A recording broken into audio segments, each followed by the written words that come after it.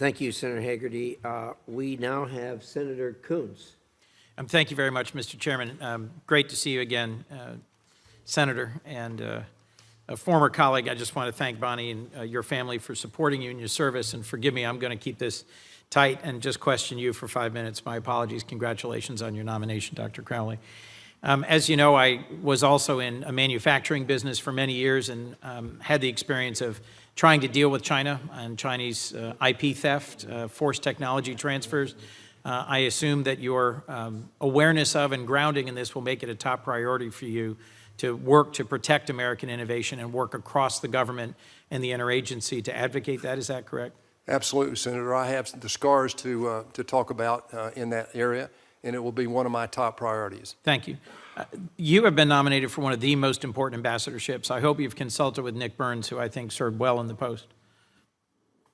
Could you repeat that, Senator? I'm sorry. I hope you'll have an opportunity to consult with Ambassador Nick Burns, who served absolutely. previously. No, I've talked to, we actually have that committed at this point. Your words, we are in the middle of a fight to ensure that the free world stays free.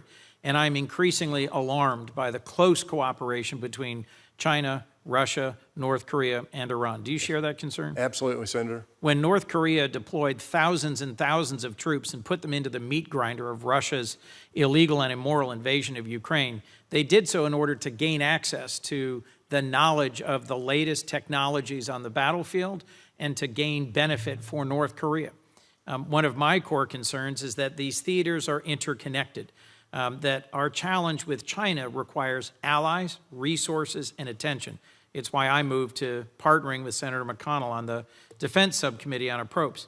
But our interconnected world means that when North Korean troops are serving on the front lines in the war of aggression against Ukraine and Iranian sanctions aren't fully biting because China is offering a secondary offtake market, we have to deal with this. Some of my colleagues have claimed that it was the U.S. withdrawal from Afghanistan that precipitated Russia's invasion of Ukraine. I could debate some of that, but let me just agree that the world is interconnected and that when our credibility is harmed, dictators are emboldened and aggression is more likely.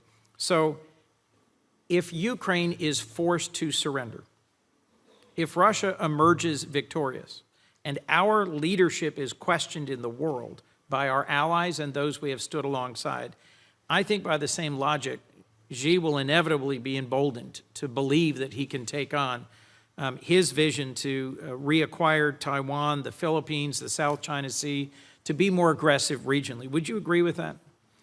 Well, Senator, that's a complex question. It's a great question. I think right now, withdrawal is not an option for the United States. I don't think President Trump is attempting to do that. I think by reaching and stepping forward in the area of trade addresses some of the questions that you bring up there.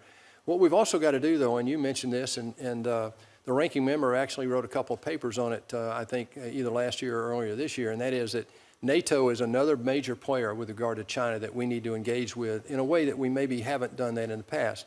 Let me reframe my question then, if I might, given I have a minute and a half. Yeah, I'm sorry. Does it strengthen us in our work to deal with China in the South China Sea, to deal with China in IP theft, to deal with China as our pacing threat, if we strengthen NATO, strengthen our alliances and partnerships in the global South, or if we weaken them and withdraw from them? Which makes us stronger? Well, obviously, the stronger the relationships, one of the 5 things I mentioned earlier in answering another question is that our allies, we have to align and make sure they understand the threat and develop a cohesive strategy. I think that the Quad, I think ASEAN, even though we're not a member, is very important. NATO is very important. AUKUS is also important. So I agree, Senator, that that's a major priority for us.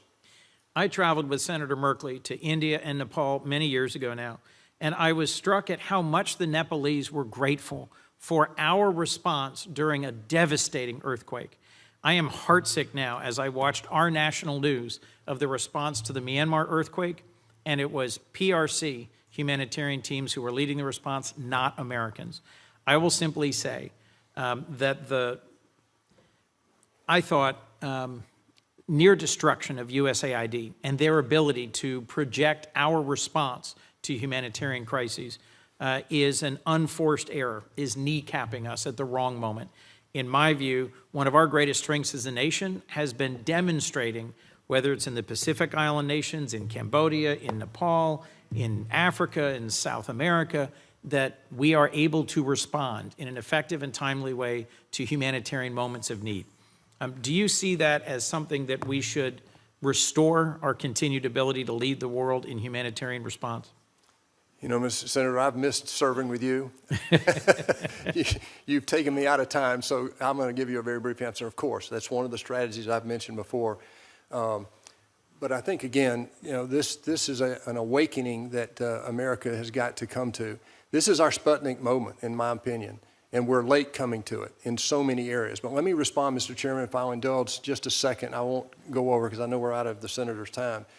I want to remind all of us, though, USAID has been brought up several times today. Listen, I've lived out there. I've gone to the places. I went to Haiti. I've been in these places, as I know you have, and Senator Merkley has, and others. Obviously, it's important that we don't withdraw from that responsibility. However, let me remind us all that every dime we spend in USAID, every dime, is borrowed by definition of the way we have our budget set up. We spend $7 trillion. We raise $5 billion. We're short $2 billion. Of the $7 trillion we spend, only $2 trillion is discretionary. That means that Social Security, Medicare, and interest on the debt are all managed. We have to spend that. That eats up every dime that we bring in as revenue. So what we have to do is look at the allocation of every dime that we spend, and that's what President Trump is doing. The second point, I'll end here, and that is that every dime we spend in USAID and the military and everything else has got to be consistent with our foreign policy. Well said. Thank you for your testimony, and thank you to Senator Merkley for your graciousness. I apologize for going over.